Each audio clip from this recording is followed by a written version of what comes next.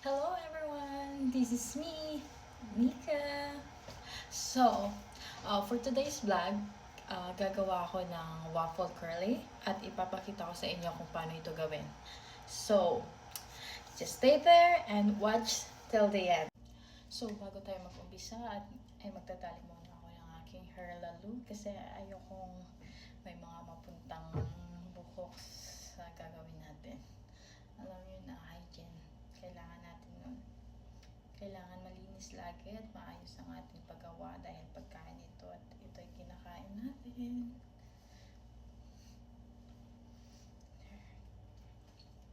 So, after this is umpisahan ko na siyang gawin. Okay? There you go. Halina at samahan niyo ako. So, ito na nga yung mga hininanda kong mga ingredients na para sa gagawin nating waffle. So, ito ay 12 pieces of egg. Hinalo ko na siya kanina pa.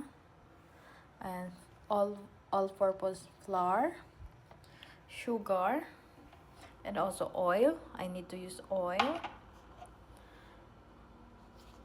Magic powder, baking powder. Gumagamit rin ako ng star anise.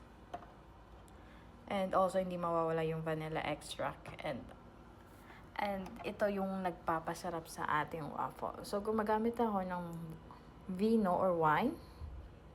Okay.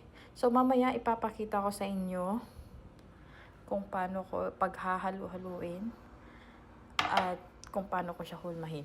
Okay?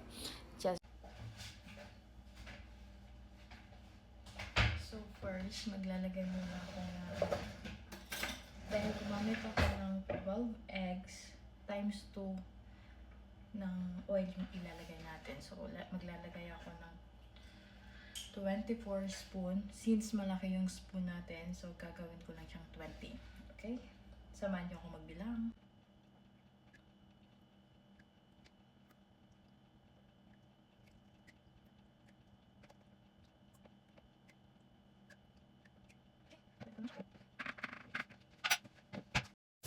So, pagkatapos ko lagyan ng oil, ay minix ko na siya. Tapos, ay naglagay na rin ako dyan ng star anise extract, vanilla extract, baking powder, at sugar.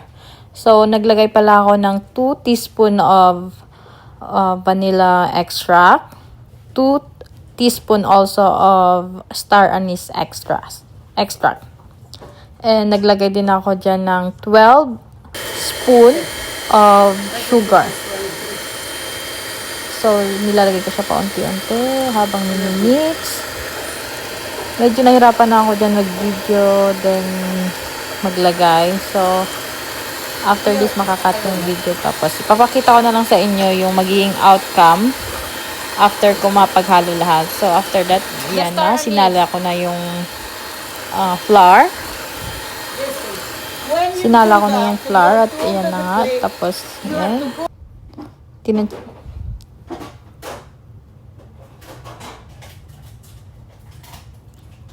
So, after kong salain yung flour dyan, nilagay ko siya ng paunti-unti. As in, paunti-unti lang hanggang sa makuha ko na yung tamang texture. Hanggang sa lumapot siya ng lumapot. At ayan na nga, nakikita nyo, malapot na siya. At hindi ko pa makuha masyado yung texture dyan. So, ayan. Okay. So, yan. Okay na yan.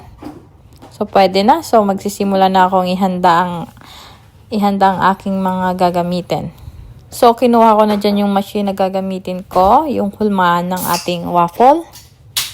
So, ayan na. Sinet up ko lang siya sa mesa. Tinanggal ko lang yung paper towel. Tsaka sinaksak ko na din. Ayan, para mainit. After kong sinaksak, ayan na, pinainit ko muna siya ng mga siguro 5 minutes para hindi siya dumikit mamaya pag nilagay na natin yung mixture. So, ayan. So, hindi na ako maglalagay pala dyan ng butter or oil dyan sa ating hulmahan kasi hindi naman siya didikit basta bago mo ilagay yung mixture is kailangan make sure mainit siya para hindi dumikit. So, ayan na. Nilagyan ko rin pala ng sapin yung mesa. Diyan natin ilalatag ang mga magagawa natin waffle. Yan na siya. So, naglalagay lang ako ng isang 1 teaspoon sa kada isang hulmahan. So, 2 teaspoon kada batch. Ayan, ilalagay lang. Oh, 1 tablespoon pala, sorry. Yan na. And sasara lang namin. At after nyan, antayin lang namin na tumunog yung machine. Then, tadan! At ayan na ang outcome. Look at that. There you go. Wow. Ayan. O, diba? Ang ganda. Napaka-satisfying pagka gumawa ka niyan. So, ayan na nga. At patuloy lang na ginagawa ng paulit-ulit yung process na yan. At ayan. Yan na po siya lahat. So, we get this.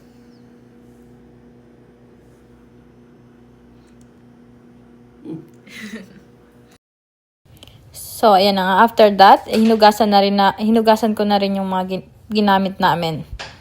Para at least malinis na yung mesa at pwede na kaming kumain ng tanghalian after that.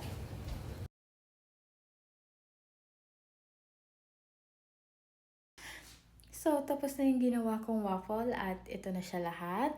Papakita ko sa inyo yung kung gaano karami yung nagawa ko. So, ayan na. Hinahayaan ko munang maging crispy siya kasi mas mabuting hayaan mo na siya dyan for like 2 hours bago ilagay sa lagayan. Hindi siya lahat perfect but pwede na. Look at that. Okay. See you to my next vlog! So, yun na lahat yung mga nagawa ko at dito na magtatapos ang aking vlog for today. See you next time!